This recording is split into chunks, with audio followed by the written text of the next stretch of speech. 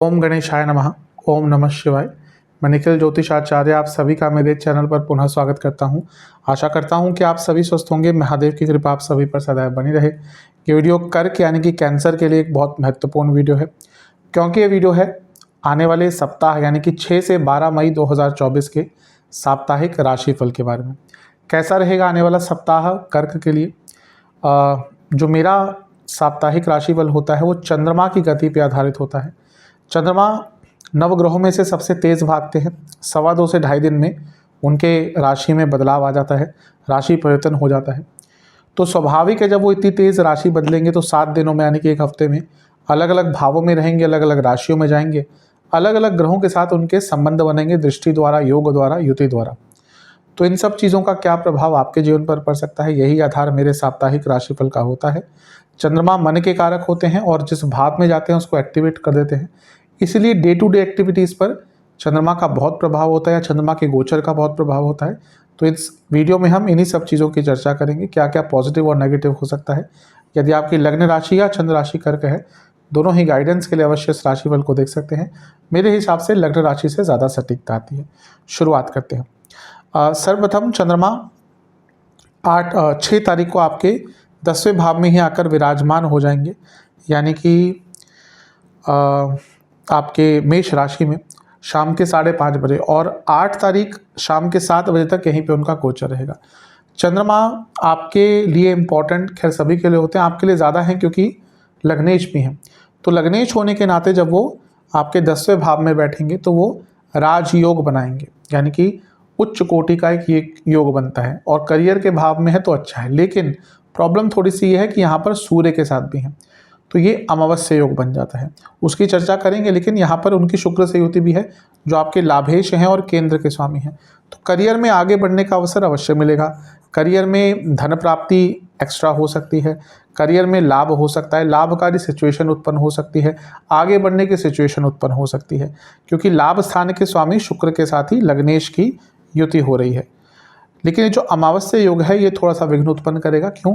थोड़ा सा गलतियाँ आपसे करवा सकता है, कन्फ्यूजन का स्टेट आपका थोड़ा सा रहेगा कार्य क्षेत्र में, और उलझने भी हो सकती है लोगों से, यानी कि आसपास के जो लोग हैं आपके कलीग्स हैं उनसे थोड़े झगड़े भी आपके हो सकते हैं। तो इन सब चीज़ों पर थोड़ा सा विचार करेंगे तो आपके लिए बहुत अच्छा रहेगा। ये हफ्ते का शुरुआती भाग क्योंकि अमावस्या योग बन रहा है और वो भी आपके लग्न के स्वामी पर। मैं हमेशा कहता हूँ कि चंद्रमा सबके लिए विशेष होते हैं, लेकिन आपके लिए यानी कि कर्क के लिए अति विशेष होते हैं क्योंकि लग्नेश है, और शनि की दृष्टि भी यहाँ पर आपके चंद्रमा पर होगी, तो ये थोड़ा सा अनस्टेबिलिटी क्रिएट करेंगे कार्य क्षेत्र में। चंद्रमा पर शनि की दृष्टि विषयोग बनाती है। ज़्यादा प्रॉब्लम यहाँ पे यही होगी कि अगर आपका कम्युनिकेशन बेस्ड बहुत कार्य है तो आपसे गलतियाँ होंगी, लिखा पढ़ी में गलतियाँ होंगी, और गलतियाँ बहुत बेसिक लेवल की हो सकती हैं, लेकिन उसका प्रभाव थोड़ा सा बड़ा आएगा, इसलिए थोड़ा ध्यान रखिएगा। नवांश कुंडली बता रही है थोड़ा सा अपने ऊपर ट्रस्ट बढ़ाइएगा। दशमांश कार्य क्षेत्र में कन्फ्यूजन बहुत रहेगी, जैसा मैंने अभी कहा, दशमांश कुंडली कंफर्म कर रही है। बिजनेस में फिर भी चीज़ें आगे बढ़ेगी, नए ऑफर्स आ सकते हैं, नई पॉसिबिलिटीज़ आपके लिए खुल सकती है। लव लाइफ ज़्यादा कंट्रोलिंग मत बनिएगा, प्रॉब्लम इसके कारण हो सकती है। वैवाहिक जीवन में थोड़ी गाइडेंस की आवश्यकता दिख रही है। अगर कोई प्रॉब्लम आ रही है तो बड़ों से, इवन काउंसलर्स, मैरिज काउंसलर्स आजकल आते हैं, तो उनसे बात कर चीज़ों को सॉल्व करने का प्रयास कीजिए। गाइडेंस की आवश्यकता दिख रही है। स्टूडेंट्स पर बर्डन बहुत रहेगा और थोड़ा सा स्ट्रेस के कारण प्रॉब्लमेटिक फील करेंगे। जहाँ तक सेहत की बात है, चेस्ट की प्रॉब्लम, कफ रोग, लोअर बॉडी में दर्द, हड्डियों के रोग तंग करेंगे। सर्वाष्टक में आपका 6ठा भाव अत्यंत बली है, थोड़ी सी व्यर्थ की चिंताएं और कलीग्स के कारण आपके जीवन में प्रॉब्लम्स आ सकती हैं। 8 मई शाम के 7 बजे चंद्रमा राशि बदलेंगे और आपके लाभ स्थान में आकर विराजमान हो जाएंगे, यानी कि वृषभ में, और 10 मई रात के 10 बजे तक वहीं पे उनका गोचर रहेगा। चंद्रमा का लाभ स्थान में आना कहीं ना कहीं अच्छा ही होता है। लग्नेश हैं, लाभ स्थान में आ रहे हैं, बहुत अच्छा ये योग बनेगा। गुरु के साथ होंगे, यानी कि देवगुरु बृहस्पति जो आपके लिए भाग्येश हैं, और भी अच्छा है, भाग्य का साथ मिलेगा लाभ अर्जित करने के लिए। इसके साथ ही यहाँ पर जो उनकी युति है गुरु के साथ हो रही है, वो गुरु चांडाल योग भी बना रही है। तो ये भी आपके लिए कहीं ना कहीं अति विशेष एक योग दिख रहा है। तो आपके लिए बस मैं यही कहूँगा कि ये जो समय है बहुत अच्छा है।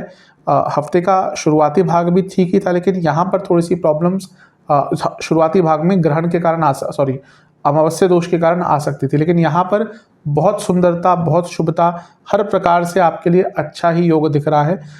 लग्न के स्वामी अपने आप जब लाभ स्थान में होते हैं तो कई प्रकार के रास्ते, कई प्रकार के लाभ, कई प्रकार की इच्छाओं की पूर्ति होती है। तो अच्छा समय आपके लिए दिख रहा है। नवमांश कुंडली बता रही है कि अपने सोचने के तरीकों में थोड़ा बदलाव लाएंगे तो इस समय का बहुत लाभ उठा पाएंगे। आउट ऑफ द बॉक्स सोचेंगे तो अच्छा रहेगा। दशमांश कुंडली कार्य क्षेत्र में बहुत अच्छा समय है, लेकिन चीज़ों को सिंपल रखिएगा। सिंप्लिसिटी में ही यहाँ पर आगे बढ़ सकते हैं। ज़्यादा थोड़ा सा ओवर एक्साइटमेंट दिखाना भारी पड़ सकता है। बिजनेस सब ठीक है, लेकिन थोड़ा सा मन नहीं लगेगा, लेजीनेस सी रहेगी। हो सकता है उतना कमिटमेंट अपने बिजनेस के प्रति यहाँ पर नहीं दिखा पाए। लव लाइफ में सब कुछ बहुत अच्छा नहीं दिख रहा, क्योंकि यहाँ पर ऐसा लग रहा है कि बाहरी तत्वों के कारण आपका रिलेशनशिप खराब होगा। उसने ये कह दिया, वो ये समझ रहा है, उसने तुम्हारे बारे में ये बोला, उसकी ओपिनियन ये है, किसी ने कुछ कह दिया और आप पर उसका प्रभाव पड़ गया, इसलिए रिलेशनशिप पर बुरा प्रभाव पड़ेगा। वैवाहिक जीवन में इग्नोरेंस रहेगी, यानी कि आपके लाइफ पार्टनर आपको उतना टाइम नहीं दे पाएंगे, जिसके कारण थोड़ी प्रॉब्लम्स होंगी। इवन एक दूसरे को ही उतना टाइम नहीं दे पाएंगे। जहाँ तक स्टूडेंट्स की बात है, ठीक है, लेकिन कंपेयर कीजिए कि आप कहाँ पर स्टैंड करते हैं और आपके को स्टूडेंट्स कहाँ पर हैं, क्योंकि ऐसा दिख रहा है उसमें काफ़ी डिफरेंस है। सेहत के हिसाब से नसों के रोग, पेट के रोग, गले के रोग और लिवर के रोग तंग करेंगे। सर्वाष्टक में आपका सप्तम भाव अत्यंत बली है। जो लोग बिजनेस करते हैं उनको लाभ होगा, अपनी इमेज को लेकर कॉन्शियस रहेगा। 10 तारीख रात के 10 बजे चंद्रमा राशि बदलेंगे और आपके 12वें घर में आकर विराजमान हो जाएंगे। इसी दिन बुध का भी राशि परिवर्तन होगा और आपके 10वें घर में आकर विराजमान हो जाएंगे। चंद्रमा का 12वें घर में जाना बहुत विशेष तो नहीं होता, हर बार बताता हूँ। 12वें घर में जब आते हैं चंद्रमा, मानसिक प्रॉब्लम्स होती हैं, कॉन्फिडेंस गिरता है और यहाँ पर तो लग्नेश यानी कि फिजिकल लेवल पर भी आपको थोड़ी सी प्रॉब्लम, थोड़ी सी दिक्कत परेशानी हो सकती है। तो यहाँ पर ध्यान अवश्य दीजिएगा अपना। कोई बड़ा इन्वेस्टमेंट मत कीजिएगा, पैसों को लेकर कोई बड़ा निर्णय मत लीजिएगा जहाँ पर धन लगाने की बात आती है। लेकिन पैसा कमाने के लिए तो समय अच्छा है। क्यों? क्योंकि यहाँ पर मंगल की दृष्टि है और चंद्र मंगल योग बन रहा है और मंगल आपके योग कारक ग्रह हैं। उनका भाग्य स्थान में बैठकर चंद्रमा को देखना अति विशेष फल देगा। अटके हुए कार्य बनेंगे, भाग्य का साथ मिलेगा, भाग्य का साथ प्राप्त होगा। और क्योंकि 12वां घर है और 9वें भाव में बैठकर धर्म के स्थान में बैठकर मंगल देख रहे हैं और 12वां घर तीर्थ स्थलों का है, हो सकता है हफ्ते के अंतिम भाग में आपको किसी बड़े तीर्थ स्थल पर जाने का भी अवसर प्राप्त हो जाए। तो जो हफ्ता ये आपका दिख रहा है बहुत शुभ, बहुत अति विशेष दिख रहा है। ज़्यादा नेगेटिविटी कुछ नहीं है, बस जो मैंने थोड़ा बहुत चीज़ें पॉइंट आउट की है उन पर विशेष ध्यान आपको देना है। खर्चों पर नियंत्रण कीजिएगा, क्योंकि अचानक से खर्चे बड़े हो सकते हैं। और फिजिकल सेहत का भी ध्यान दीजिएगा, छोटी मोटी चोट चपेट के भी यहाँ पे आपके लिए योग बन रहे हैं। नवमांश कुंडली बहुत कार्यपूर्ण होंगे। कोई लंबे अरसे से आप कार्य बनाकर बैठे थे, सोच कर बैठे थे कि ये हो जाए, नहीं हो रहा था, यहाँ पर पूर्ण होंगे। दशमांश कुंडली कार्य क्षेत्र में समय ठीक है, लेकिन अनस्टेबिलिटी रहेगी, अनश्योरिटी रहेगी, ये प्रॉब्लम क्रिएट करेगी। बिजनेस में चेंजेस बहुत आएंगे और उसके लिए समय अच्छा है, यानी कि अगर आप चेंजेस लाना चाह रहे थे अपने बिजनेस में, बहुत शुभ समय है। लव लाइफ बस एक ही चीज़ कहूँगा, शांत रहिएगा।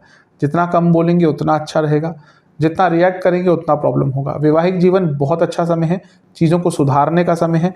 फैमिली प्लानिंग करना चाह रहे थे तो ये भी समय उसके लिए अच्छा ही आपका दिख रहा है। गुरु ऑलरेडी आपके 11वें घर में आ चुके हैं और पंचम को देख रहे हैं, तो ये समय आपका फैमिली प्लानिंग के लिए अच्छा है। स्टूडेंट्स के लिए भी समय ठीक ही है, जो कार्य उनके अटक रहे थे पूरे होंगे और कहीं ना कहीं कोई बहुत अच्छी न्यूज़ उनको हफ्ते के अंत में प्राप्त हो सकती है। सेहत के अनुसार जैसा मैंने कहा, चोट चपेट के डर है, कफ रोग बढ़ेंगे, साइनस आदि की प्रॉब्लम जिनको रहती है दिक्कत रहेगी, स्पाइनल प्रॉब्लम जिनको रहती है दिक्कत रहेगी और न्यूरोलॉजिकल डिसऑर्डर्स किसी को है तो दिक्कत रह सकती है। जहाँ तक सर्वाष्टक की बात है, आपका अष्टम भाव अत्यंत बली है। अचानक से धन की प्राप्ति यहाँ पर बड़े मात्रा में हो सकती है। उपाय के स्वरूप में महादेव का गंगा जल से अभिषेक कर कर ओम गंगाधराय नमः मंत्र का 27 बार जाप करना है। आशा करता हूँ वीडियो काम आएगा। चैनल पर नए हैं सब्सक्राइब कीजिए, वीडियो को लाइक कर लीजिए। मिलता हूँ अगली वीडियो में, तब तक के लिए ओम नमः।